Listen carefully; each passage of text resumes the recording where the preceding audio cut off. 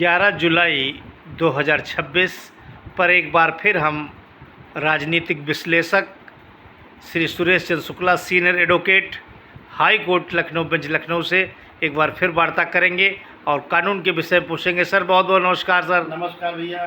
Sir एक हम विषय आपके ही कोर्ट से संबंधित लाए हैं आज, मतलब कानून के बारे में लोग जानना चाहते हैं। अभी ये भी एक ताज़ा घटनाक्रम हुआ है सुप्रीम कोर्ट में, जो प्रबल प्रताप सिंह नामक युवक ने जो है अपने स्वयं केस की सुनवाई कर रहा था और उसमें कागज़ फेंकने का कुछ मामला प्रकाश में है। सर क्या मामला है, क्या उसको ऐसा करना चाहिए या सुप्रीम कोर्ट ने उसके ऊपर दया की, बख्श दिया, मुकदमा भी नहीं लिखा गया?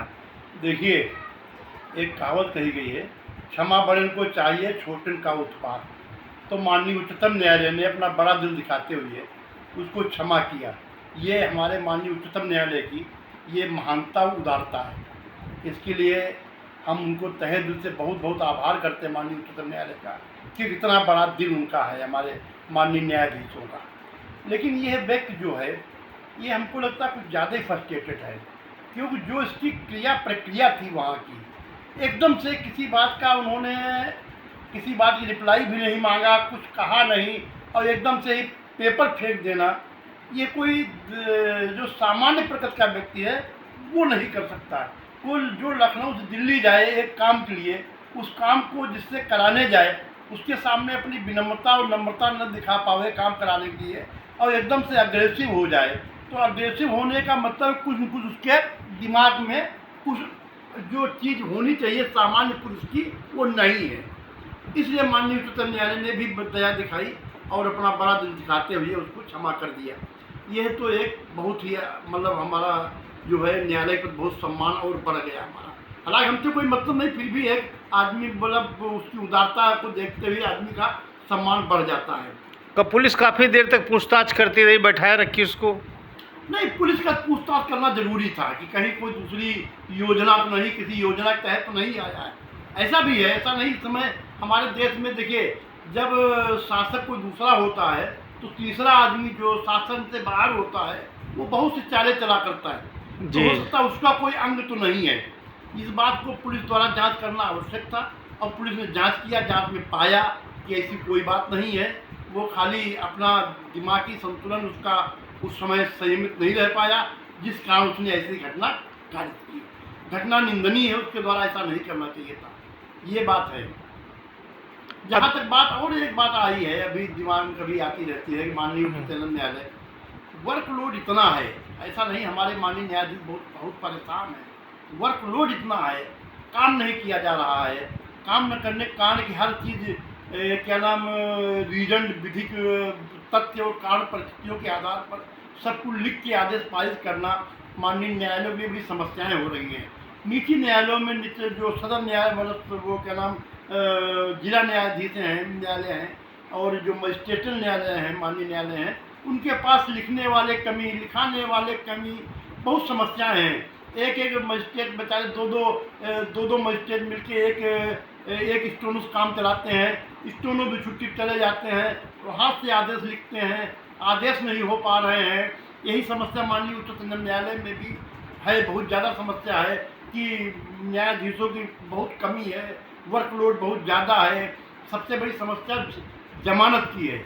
एक तरफ माननीय उच्चतम न्यायालय आदेश देता है कि जमानत रूल है, कस्टडी जो गलत है, कस्टडी नहीं होनी चाहिए, उसके बावजूद भी यहाँ जमानती प्रार्थना पत्र सुनवाई नहीं हो पा रही है। ये भी एक बहुत बड़ी समस्या। सारा आदमी अब उच्चतम न्यायालय के सामने नहीं जा सकता है और उच्चतम न्यायालय भी किसकी जमानत सुनेगा? ये भी उनके पास भी तो एक काम करने की क्षमता है, कितना काम कर लेंगे।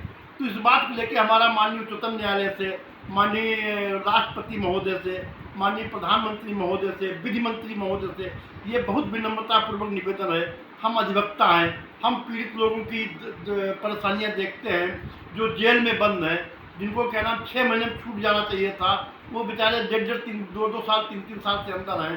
कारण ये है कि सुनवाई नहीं ना पा रही, नंबर नहीं आ पा रहा माननीय न्यायालय के सामने सुनवाई के लिए।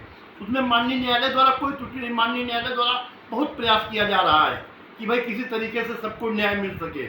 लेकिन अब कहाँ न्याय, कितना न्याय दे पावे भाई? एक आदमी कार्य करने की क्षमता होती है, ये हालांकि तो माननीय उच्चतम न्यायालय ने कहा कि विलम्ब से दिया गया न्याय नहीं होता है, लेकिन अब उसकी जो उसको पालन करने के लिए सब चीज़ मौजूद होनी चाहिए, वो चीज़ मौजूद नहीं है।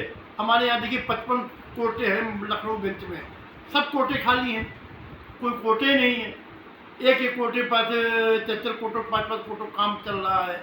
कुछ माननीय न्यायालय कभी परिस्थितियों बस आते नहीं हैं, उनका भी काम हो जाता है, बढ़ जाता है।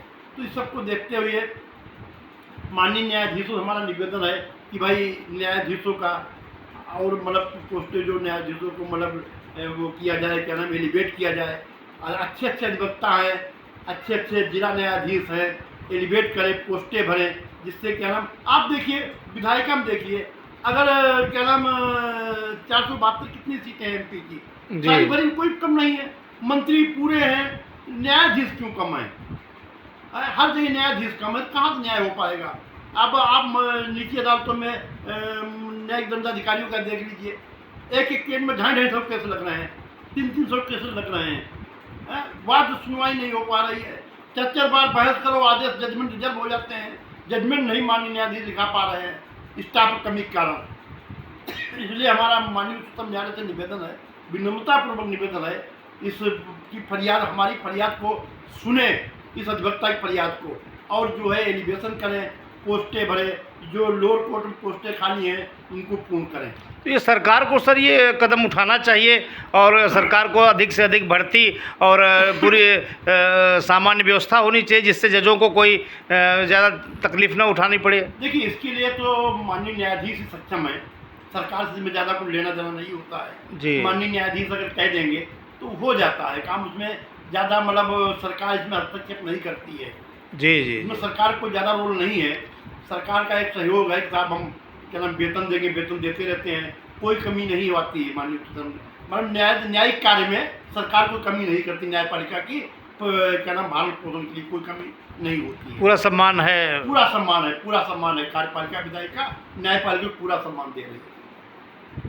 तो सरकार को ये, सरकार की भी वैसे जिम्मेदारी है, तो हमने निवेदन भी किया है, माननीय राष्ट्रपति से किया, माननीय प्रधानमंत्री से किया, माननीय विधि मंत्री से भी किया है कि भाई इसको, इस समस्या को आप देखिए, अगर न्याय नहीं हो पाएगा तो अराजकता बढ़ेगी। देखिए, ये प्रकृति है, शासन चाहे इतना कठोर हो, कठिन हो, अगर न्याय नहीं हो पाता है समय से तो अराजकता बढ़ती है। लोगों का विश्वास न्यायपालिका पे होता है, आदमी को विश्वास ये सोच में होता है कि हो सकता है कहीं बेईमानी हो जाए, कहीं हमारी बात न सुनी जाए, लेकिन उसको पूरा भरोसा होता है कि न्यायालय में हमारी बात सुनी जाएगी। इसलिए न्यायपालिका को कमज़ोर नहीं किया जाना चाहिए। न्याय जितना, जिस देश में न्यायपालिका जहाँ जितनी मजबूत होगी वो देश उतने सक्षम होगा। आप देख रहे थे Shri Suresh Chandra Shukla, senior advocate, high court Lucknow bench Lucknow. वो प्रकाश डाल रहे थे किस तरीके की न्यायिक व्यवस्था होनी चाहिए, और उन्होंने अनुरोध भी किया राष्ट्रपति और प्रधानमंत्री तथा विधि मंत्री के नाम से संबोधन करते हुए कि ये उनको व्यवस्था देखनी चाहिए। विनम्रतापूर्वक उन्होंने अनुरोध किया कि ये समस्याएँ हैं और अपनी समस्याएँ अधिवक्ता कह सकता है। तो आप देख रहे थे RNT न्यूज़ चैनल की विशेष रिपोर्ट लखनऊ से, ज़रूर देखें।